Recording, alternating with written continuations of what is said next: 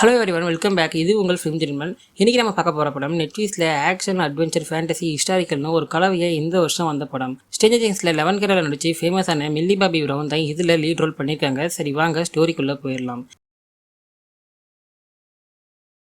பல 100 வருஷத்துக்கு முன்னாடி காட்டுறாங்க, ஒரு நாட்டோட அரசர் தன் கூட படைகளை கூட்டிக்கிட்டு ஒரு டிராகனை அடிக்க போகிறாரு. ஆனால் அந்த டிராகன் வந்தவங்க எல்லாரையுமே நெருப்பு கைக்கியே அடிச்சிருது. இப்போ ப்ரெசென்ட்டில் காட்டுறாங்க, இவங்க தான் நம்ம ஹீரோயின் இளவரசி எலோடி. அவங்களோட தங்கச்சி கூட பேசிக்கிட்டு மரத்துண்டுகளை வெட்டிட்டு இருக்காங்க. அப்போ ஊருக்குள்ளே யாரோ புதுசாக வரதை பார்க்குறாங்க. யாரா இருக்கும்னு இவங்களும் ஊருக்குள்ளே போய் பார்க்குறாங்க. அப்போ மக்கள் எல்லாரும் சாப்பாட்டுக்கு ரொம்ப கஷ்டப்படுறத நமக்கு காட்டுறாங்க. இளவரசி அவங்க அப்பாவை பார்க்கலாம்னு போய் பார்க்குறாங்க. அப்போ ஊருக்குள்ளே புதுசாக வந்த ஆள் அவங்க அப்பா கூட பேசிட்டு இவங்க தான் இளவரசியானு கேட்டுட்டும் போகிறாங்க. ஆரிய நாட்டோட இளவரசருக்கு இளவரசியை பொண்ணு கேட்டு வந்திருக்காங்க. ஆரிய நாடு இவங்களோட செல்வத்திலையும் படைகள்லையும் மிகச்சிறந்த பெரிய சாம்ராஜ்யம். தன்னோட மக்களுக்காக இளவரசியும் இந்த வரனுக்கு ஒத்துக்கிறாங்க. மறுநாள் பார்த்தீங்கன்னா இவங்க குடும்பத்தோட கப்பலில் அந்த நாட்டுக்கு போகிறாங்க. அந்த ராஜ்யத்தோட வாயிலில் பார்த்தீங்கன்னா 2 பக்கமும் பெரிய டிராகனுடைய சிலைகள் இருக்குது. அதெல்லாம் பார்த்து இவங்க உயர்ந்து போகிறாங்க. இவங்கள அந்த நாட்டோட தளபதி வரவேற்கிறாரு. ராஜாவும் ராணியும் முக்கியமான வேண்டுதலில் இருக்காங்க. அப்புறமா உங்களை சந்திப்பாங்கன்னு சொல்கிறாரு. இவங்களுக்குன்னு தனித்தனியான அறைகள்லாம் ஒதுக்கப்படுது. அந்த ஒதுக்கப்பட்ட அறைகளோட பால்கனியிலேருந்து நம்ம இளவரசி அந்த நாட்டை பார்த்துட்டு இருக்கும்போது இவங்களுக்கு எதிர்த்தாப்பில் இருந்து ஒரு பொண்ணு இவங்கள பார்க்குறாங்க. அவங்களையும் இளவரசின்னு யாரை கூப்பிடுறாங்க. ஸோ அவங்களும் அந்த நாட்டுடைய இளவரசி தான் போல். அன்னைக்கு நைட் நம்ம இளவரசி பால்கனியில் இருந்து தூரத்தில் இருக்கிற மலையில் ஏதோ நெருப்பு எறிகிற மாதிரி பார்க்குறாங்க. மறாவது நாள் இளவரசி, ராஜா, ராணி, இளவரசர் 3 பேருமே பார்க்குறாங்க. மாற்றி ஒருத்தவங்க அறிமுகப்படுத்திக்கிறாங்க. அப்புறம் இளவரசரும் இளவரசியும் காத்தோட்டமாக அவங்கள பற்றி டிஸ்கஸ் பண்ணிக்கிட்டு குதிரையிலையும் கொஞ்சம் ரைடு போடுறாங்க. அப்போ இளவரசன் கிட்ட அந்த மலையை பற்றி கேட்குறாங்க. அது ஒரு விதமான சடங்குன்னு இளவரசர் சொல்கிறாரு. இங்கே அரண்மனையில் ராணி இசபெல் இளவரசியோட அப்பா கிட்ட கல்யாணத்தை பற்றி பேசிட்டு போகிறாங்க. அப்போ அவருடைய முகமே ரொம்ப குழப்பமாகவும் வருத்தமாகவும் இருக்குது. இதை பார்த்தோன்னே இளவரசியோட சித்தி என்னாச்சுன்னு கேட்குறாங்க. ஆனால் அவர் எந்த பதிலும் சரியாக சொல்லாமல் போயிடுறாரு. சரி, இதை பற்றி நம்ம ராணி கிட்ட கேட்கலாம்ன்ட்டு அவங்க போய் கேட்கும்போது, ஆனால் ராணி என்ன பண்ணிடுறாங்கன்னா மூஞ்சால அடித்த மாதிரி பேசி அனுப்பிடுறாங்க. இது சரியான வியாபாரம் மட்டும்தான், நம்மளுடைய உறவை வளர்க்குற எது விஷயமாலும் கிடையாதுன்னு சொல்லிடுறாரு. அதனால் சித்திக்கு இந்த கல்யாணத்து மேலே ஒரு சந்தேகம் வருது. அதனால் அன்றைக்கி நைட்டு நம்ம இளவரசி கிட்ட அதை பற்றி போய் பேசுகிறாங்க. இதுவாக இருந்தாலும் நீ யோசிச்சு முடிவு பண்ணி எனக்கு ஏதோ தப்பாக நடக்க போகுதுன்னு தோணுதுன்னு சொல்கிறாங்க. மறாவது நாள் நம்ம இளவரசிக்கும் கல்யாணம் நடக்குது. அதுக்கப்புறம் தன்னோட அப்பா, சித்தி, தங்கச்சி எல்லாருக்கிட்டையுமே நான் போயிட்டு வரேன்னு ஃபீலிங்காக சொல்லிட்டு அந்த மலையை நோக்கி போகிறாங்க. ஏன்னா ஏதோ ஒரு சடங்கு நடக்குதுன்னு சொல்கிறாங்க. அந்த மலையில் எல்லாருமே சடங்குக்காக ரெடியாக இருக்காங்க, மூஞ்சில் மாஸ்க் போட்டுட்டு. இதெல்லாம் பார்க்கும்போது இளவரசிக்கு பயமும் தயக்கமும் ஏற்படுது. அப்போது ராணி இசபெல் அந்த சடங்குக்கான காரணத்தை சொல்கிறாங்க. பல 100 வருஷத்துக்கு முன்னாடி ஒரு டிராகன் இருந்ததாகவும் அந்த டிராகன் மக்கள் எல்லாருமே துன்புறுத்தினாலும் சொல்கிறாங்க. அதுக்காக அப்போ இருந்த ராஜா தன்னுடைய 3 மகள்களை அந்த டிராகனுக்கு காணிக்கையே கொடுத்துருக்காரு. அந்த நாளோடைய நினைவாக தான் இந்த சடங்கு நடக்கிறதா சொல்கிறாங்க. இதெல்லாம் சொல்லிட்டு இளவரசியோட உள்ளங்கையை லேசாக கிழிச்சு சடங்கு பண்ணுறாங்க. அந்த சடங்கு முடிஞ்சதும் அந்த காயினை தூக்கி கீழே போட சொல்கிறாங்க. அப்போ அந்த காயின் தூக்கி போடும்போது தான் கீழே எந்த அளவுக்கு ஆழம் இருக்கிறது நமக்கு தெரியுது.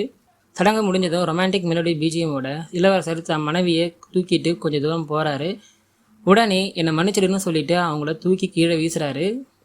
இளவரசி பயத்தில் கத்திக்கிட்டு மரக்கிளைகளில் ஒவ்வொன்றுத்தையும் இடிச்சுக்கிட்டு கீழே விழுறாங்க. கொஞ்ச நேரத்துக்கு அப்புறம் மயக்க தெளிஞ்சு எழுந்து பார்க்குறாங்க. அவங்களுக்கு ஒரே பயமாக இருக்குது.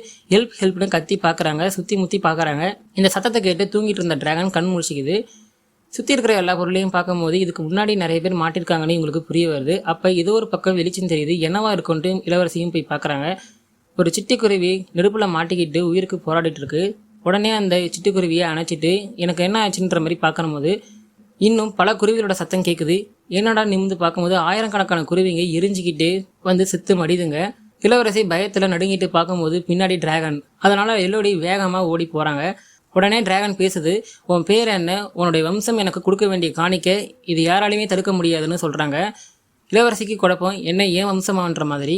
சரி பேசுனது போதும், வா விளையாட்ட ஆரம்பிக்கலாமான்னு தன் வாயில இருந்து நெருப்பை கக்குது. இளவரசி வேகமாக ஓடுறா. அங்கேருந்து தப்பிக்க முடியுமான்னு பார்க்குறா. அப்போ ஒரு டெட் பாடியை பார்க்குறா, பாதி எரிஞ்ச நிலையில். பயத்தில் கத்திடுறா. ஏன்னா அந்த பொண்ணு அந்த பால்கனியில் பார்த்த பொண்ணு தான். அப்போ சின்னதாக ஒரு வழி இருக்குது, அது மூலயமா தப்பிச்சு போயிடலான்ட்டு ட்ரை பண்ணுறான். ஆனால் இவங்களுடைய மேரேஜ் ட்ரெஸ் சிக்கிக்குது. டிராகன் கிட்டே வர சத்தம் கேட்டதுனால ரொம்ப பயத்தில் வேகமாக அவங்க கூட மாதிரி போட்டிருந்த ட்ரெஸ்ஸை அவுத்துட்டு வெளியே வராங்க. ஆனால் அதுக்குள்ளே டிராகன் விட்ட நெருப்பி இவங்க காலில் பட்டுருது. வழியில் தாங்க முடியாமல் ரொம்ப கத்துறாங்க. உடனே தான் ட்ரெஸ்ஸில் கத்தி மாதிரி இருந்த ஒரு பொருளை எடுத்து ட்ரெஸ்ஸை கிழிச்சு காலில் கட்டு போட்டுக்கிறாங்க. இதுக்கு மேலே இங்கே இருக்க முடியாது, நம்ம தப்பிக்கணும்னு பாறைகளுக்கு இடுக்கில் அவங்க போக ட்ரை பண்ணுறாங்க. அப்போ அவங்களுடைய ட்ரெஸ் சிக்கிக்குது. வேகமாக இழுக்க ட்ரை பண்ணும்போது அந்த பாடையோட இடுக்கில் இருந்து வேகமாக சறுக்கி இடுக்கோட எண்ணில் விழுறாங்க. இப்போ இளவரசியால் ரொம்ப முடியவே இல்லை. கையில் இருந்த விளக்கம் அணைஞ்சிருது. முடியாமல் ஒரு பாறையோட விளிம்பில் நிற்கிறாங்க. கையில் இருக்க மோதிரத்தை கழட்டி கடாசிட்டு இனிமேல் நம்ம பிழைக்கணும்னா நம்ம ஏதாவது பண்ணியே ஆகணும்னு அந்த விளிம்பை தாண்டுறாங்க. அப்போ தாண்டும் போது ஸ்லிப்பாகி கீழே வராங்க. கையில் இருக்க கத்தியை வச்சு எப்படியே மேலே ஏறி வந்துடுறாங்க. அப்போ அந்த இடத்துல நீல கலரில் வெளிச்சமாக ஒரு அட்டைப்பூச்சி மாதிரி ஒன்று பார்க்குறாங்க. சரி, இதை வெளிச்சத்துக்கு பயன்படுத்திக்கலாம்னு அவங்க ட்ரெஸ்ஸை கிழிச்சு அதில் அந்த பூச்சிகளை எடுத்து போட்டுக்கிறாங்க. அதே இடத்துல குட்டை மாதிரி ஒன்று பார்க்குறாங்க. சரி, தண்ணி குடிக்கலாம்னு ட்ரை பண்ணுறாங்க. ஆனால் எச்சில் மாதிரி அது இருக்குது, குடிக்க முடியலை. உடனே மேலே நிமிர்ந்து பார்த்தா பனிக்கட்டிகளில் உறைஞ்சி சொட்டு சொட்ட தண்ணி விழுத்துது. சரி, அதையாச்சும் குடிக்கலாம்ன்ட்டு அவங்க ட்ரை பண்ணுறாங்க. ஆனால் திடீர்னு அந்த தண்ணி சொட்டுற வேகம் அதிகமாகுது. டிராகன் நெருப்பை கக்கிட்டு வருது. பயத்தில் வேகமாக ஓடி போகிறாங்க. அப்போ ஒரு சின்ன இடுக்கில் போய் அவங்க ஒளிஞ்சிக்கிறாங்க. அந்த இடத்துல சேஃப்னு பாறையில் எழுதியிருக்கு. இதுக்கு முன்னாடி நிறைய இளவரசிகள் இந்த இடத்துல இருந்திருக்காங்க. அவங்களுடைய பாடிஸ்லாம் அவங்களும் பார்க்குறாங்க.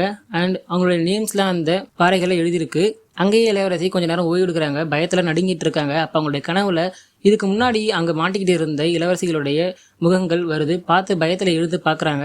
தன்னுடைய காலில் அடிபட்டு இருந்ததில் அட்டைப்பூச்சிகள்லாம் இருக்குது. பயத்தில் உடனே ஒவ்வொன்றத்தையும் எடுத்துகிட்டு இருக்காங்க. அப்போ தான் ஒன்று நோட் பண்ணுறாங்க, அந்த காயங்கள் தானாக சரியானதை. அந்த அட்டைப்பூச்சிகளுக்கு காயங்களை குணப்படுத்துகிற குணம் இருக்குது. சரி, ஓய்வு எடுத்தது போதும், நம்ம இங்கிருந்து தப்பிச்சு போகணும்னு இங்கேயாச்சும் வழி இருக்குமான்ற மாதிரி பார்க்குறாங்க. மேப் ஏதாவது இருக்குமா அப்படின்ற மாதிரி தேடிட்டு இருக்கும்போது விக்டோரியா வரைஞ்சி வச்ச மேப் இருக்குது. விக்டோரியான்றவங்க இதுக்கு முன்னாடி இங்கேருந்து தப்பிச்சு போன பொண்ணு. தன்னோட பேரை அந்த பாறையில் எழுதிட்டு அங்கேருந்து வேகமாக நடந்து போகிறாங்க.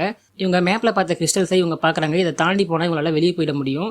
உடனே நம்பிக்கையோட விக்டோரியாவுக்கு தேங்க்ஸ் சொல்லிட்டு வேகமாக மேலே ஏறுறாங்க. அப்போ டிராகன் வந்துடுது. ஸோ டிராகன் வந்ததை பார்த்தோன்னே பயத்தில் வேகமாக ஏறுறாங்க. இன்னும் முடிஞ்சால் தப்பிச்சுக்கோன்னு டிராகனும் சொல்லுது. இவங்க வேகமாக ஏறி மேலே வந்துடுறாங்க. அப்பா வெளியே வந்துட்டோம்னு பெருமூச்சை விட்டு அவங்க சந்தோஷத்தில் நிற்கிறாங்க. சரி, வெளியே வந்துட்டோம், இந்த இடத்த விட்டு போயிடலாம்னு வந்து பார்த்தா இவங்க நிற்கிற இடம் அந்த மலையோட விளிம்பு. கீழே போகிறதுக்கும் ஏறதுக்கும் எந்த ஒரு வழியுமே இல்லை. டிராகன் கிட்ட இருந்து தப்பிச்சு இங்கே வந்து மாட்டிக்கிட்டோன்னு பயத்தில் நிற்கிறாங்க. அப்போ குகைக்கு வெளியே 4 பேர் குதிரையில் வந்து இறங்குறாங்க. அவங்கள பார்த்துட்டு ஹெல்ப்னு கத்திட்டு இருக்காங்க. உடனே ஒரு சத்தம், டிராகன் வந்து இவங்களை அட்டாக் பண்ணுது.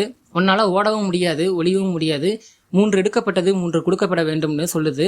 அப்போ தான் அங்கே ஒன்று நோட் பண்ணுறாங்க, இந்த இடம் சேஃப் இல்லைன்ட்டு பாறையில் எழுதியிருக்கு. அண்ட் ஒரு பொண்ணோட டெட் பாடியும் இருக்குது. இதோட உன் கதை முடிஞ்சிருச்சு, இனிமேல் ஓட முடியாதுன்னு சொல்லிட்டு டிராகன் நெருப்ப கக்க வர அப்போ குகைக்குள்ளே ஏதோ எல்லோடின்னு சத்தம் கேட்குது. அதனால் டிராகன் டைவர்ட் ஆகி திரும்ப குகைக்கே போயிடுது. இவங்களும் திரும்ப உள்ளே வந்துடுறாங்க. அப்போ எல்லோடி அந்த சத்தத்தை கேட்டு அவங்களும் நடந்து போயிட்டு இருக்காங்க. அப்போ அந்த குகையோட மைய பகுதிக்கு வராங்க. அங்கே 3 சின்ன டிராகன்ஸோடைய சடலம் இருக்குது. அப்போ தான் நமக்கு ஒரு உண்மை தெரிய வருது. பல 100 வருஷத்துக்கு முன்னாடி சொன்ன கதைகள் எல்லாமே பொய். அந்த ராஜா இந்த 3 குட்டி டிராகன்ஸை அடிக்க தான் இந்த இடத்துக்கு வந்திருக்காரு. அப்போ தான் அந்த உடன்படிக்கையும் போடப்பட்டிருக்கு. இந்த டிராகன் மக்களை எதுவுமே துன்புறுத்தலைன்னு இங்கே இளவரசியோட அப்பா தன் கூட 3 பேரை கூட்டிக்கிட்டு இளவரசியை காப்பாற்ற வந்திருக்காரு. வந்தவங்கள 2 பேரை டிராகன் அழிச்சிடுது. இது எல்லாத்தையுமே இளவரசி பார்த்துட்டு இருக்கா. அப்போ இளவரசியோட அப்பா கிட்ட உன் பொண்ணை கூப்பிடு, இல்லைன்னா நீ செத்துடுவேன்னு சொல்லுது. ஆனால் அவர் என்ன சொல்லிடுறாருன்னா, என்னை மன்னிச்சிடுமா, நீ இங்கே வராதம்மா, நீ எப்படியாச்சும் தப்பிச்சு போயிடுன்னு சொல்லிடுறாரு. உடனே கோவத்தில் டிராகன் அவரை காலால் மிதிச்சு தன்னோட நெகத்தால் குத்துது. அப்போ இன்னொருத்தன் தப்பிக்கிற சத்தம் கேட்குது. உடனே டிராகன் அவனை போய் பார்க்க போகுது. அப்போ இளவரசியும் அவங்க அப்பாவை போய் பார்க்குறாங்க. அவங்க அப்பா தன்னுடைய கடைசி மூச்சிலேயே நான் மன்னிச்சிடுமான்னு சொல்லிட்டு இறந்துடுறாரு. சரி, இவங்க வந்த கயிறு இருக்கும், அது மூலியமாக தப்பிச்சிடலாம்னு இளவரசி ட்ரை பண்ணுறாங்க. ஆனால் இந்த சத்தம் கேட்டு டிராகன் நெருப்பை கக்கிட்டு வருது. ஆனால் இளவரசி எப்படியே வேகமாக தப்பிச்சு வெளியே வந்துடுறாங்க. சாமர்த்தியமாக குதிரையை வச்சு டிராகனை டைவர்ட்டும் பண்ணிடுறாங்க. இனிமேல் நம்ம டிராகன் கிட்ட இருந்து நம்ம இளவரசி தப்பிச்சிட்டாங்க. ஆனால் டிராகன் ரொம்ப கடுப்புல அந்த ஊர் மக்களை தாக்க ஆரம்பிக்குது. இதை பார்த்து ராணி இசபெல் இளவரசியோட தங்கச்சியை திரும்ப கூட்டிகிட்டு போயிட்டு இப்போ நடந்த மாதிரி அதே சடங்கை பண்ணி அந்த குகைக்குள்ளே தூக்கி போடுறாங்க. இது எல்லாத்தையுமே நம்ம இளவரசியை அவங்க சித்தி மூலியமாக தெரிஞ்சுக்கிறாங்க. இதுக்கப்புறம் அந்த டிராகனை நாமளான்னு பார்த்துடலான்னு கோவத்தோட வேகமாக திரும்ப அந்த குகைக்குள்ளே வராங்க. இப்போ ஒரு ஃபார்மாக வராங்க. டிராகன் மயக்கத்தில் இருக்க ஃப்ளோரியா கிட்ட உன் அக்கா இங்கே வருவா, அவள் தான் எனக்கு தேவை அப்படின்ற மாதிரி சொல்கிறா. அப்போ எல்லோடி செட் பண்ண ட்ராப் பார்த்தீங்கன்னா சவுண்டு கேட்குது. அதை கேட்டோடனே டிராகன் டைவர்ட் ஆகி அங்கே போக அப்போ உடனே எல்லோடி மயக்கத்தில் இருந்து எழுப்பி ஃப்ளோரியாவை சீக்கிரம் வா அப்படின்ற மாதிரி கூப்பிட்றா. பட் ஃப்ளோரியா காலில் ஃப்ராக்சர் ஆகிடுது கீழே விழுந்ததுனால. இப்போ போன டிராகன் திரும்ப வந்துடுது. ஃப்ளோரியா போய் ஒரு இடத்துல ஒளிஞ்சிக்கிறா. டிராகன்னு ஸ்லோவாக கூப்பிடுது. யாருன்னு திரும்பி பார்த்தா கையில் கத்தியோட துணிச்சலாக நம்ம ஹெலோடி நிற்கிறா. அவள் கூட பயம் இல்லாமல்.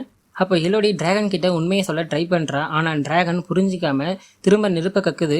பின்னாடி இருக்க தண்ணியில் ஹெலோடி தூக்கி வீசப்படுறா. டிராகன் கிட்டேயே மாட்டிக்கிறா. தன் நகத்தால் ஹெலோடி இடுப்பில் டிராகன் குத்துது.